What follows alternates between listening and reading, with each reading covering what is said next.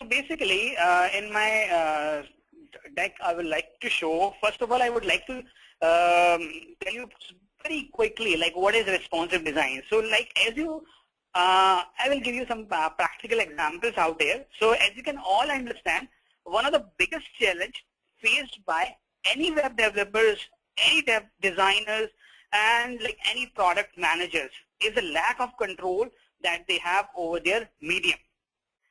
For example, in this design, I have taken like print design as an example.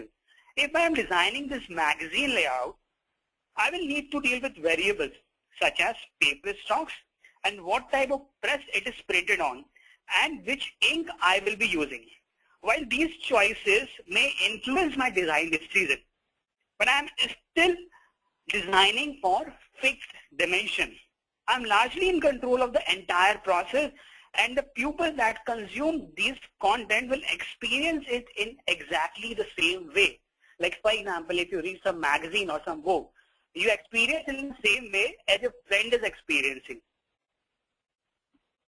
Even there is 1,000 copies of books and 1,000 pupils are reading that book.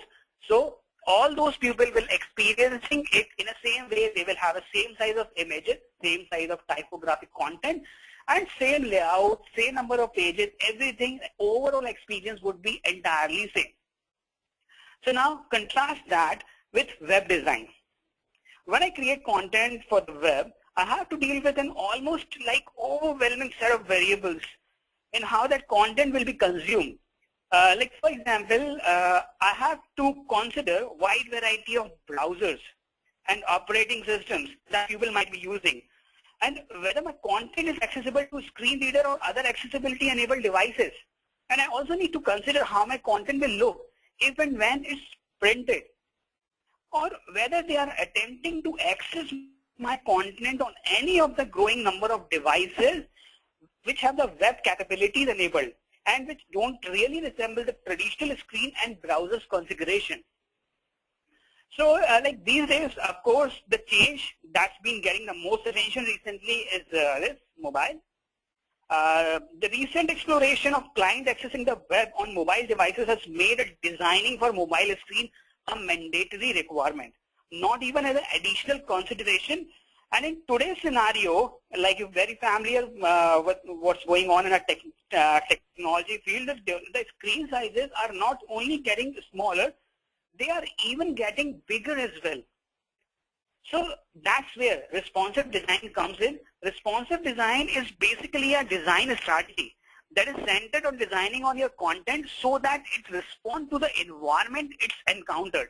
The environment might be like your tablet devices, environment might be your small mobile device, and the environment could be like a big, large screen of HD quality. And there are a lot of other like of environment. And there are three fundamental techniques for responsive design. The first one is fluid grid, like for flexible layouts, media queries to help you adapt content to specific screen sizes, and flexible images and media that respond to change in screen sizes as well. So I will demonstrate, I will give you a practical exposure on all these terms. When we will be coding, when we will be doing the HTML and CSS, then you will get a practical understanding of how we can use the media queries and how we can use flexible images.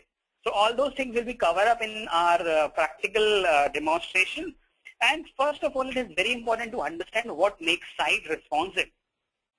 As you know, with all the web design, a responsive design also